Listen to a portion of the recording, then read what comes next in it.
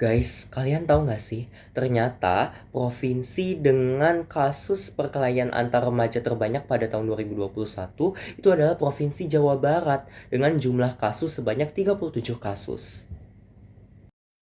Nah guys, tapi kalian sering bingung nggak sih? Kan tawuran ini tuh selalu menjadi hal yang dianggap buruk lah ya. Nah tapi kenapa sih tawuran ini tuh sering kali terjadi di antara golongan pelajar? Sebenarnya ada banyak alasannya sih guys, tapi aku bakal jelasin sejumlah alasan utamanya. Pertama, mereka ini bisa aja haus akan validasi. Mereka ini tuh kurang perhatian misalnya dari keluarga mereka, dan pada akhirnya untuk bisa memenuhi perhatian yang mereka butuhkan, akhirnya mereka ini kontribusi lah dalam aktivitas tawuran. Nggak peduli mereka ini bakal terluka atau enggak, yang penting mereka ini akhirnya dipedulikan gitu. Mereka itu akhirnya bisa diperhatikan gitu. Tapi kedua, bisa aja mereka ini tuh eh, partisipasi dalam komunitas atau misal kelompok pertemanan nih ya.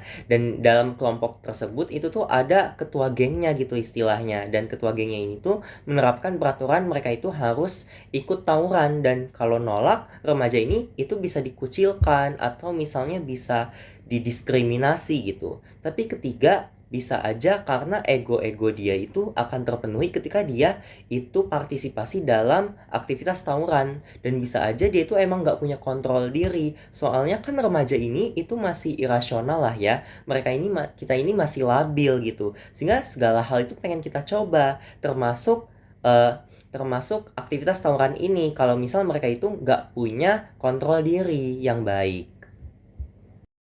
Nah, tapi gimana sih caranya kita bisa melakukan tindakan preventif dan juga menanggulangi dari remaja-remaja yang terlibat dalam aksi tawuran ini? Nah, pertama, sebagai remaja, kita bisa nih mendistract diri kita dari hal-hal yang buruk, misalnya kayak perkelahian antar remaja ini, dengan lebih memperbanyak aktivitas produktif, misalnya kayak hobi atau misalnya kayak olahraga gitu, atau misal kayak membaca, belajar dan sebagainya, supaya kita ke distract gitu dari hal-hal yang buruk ini.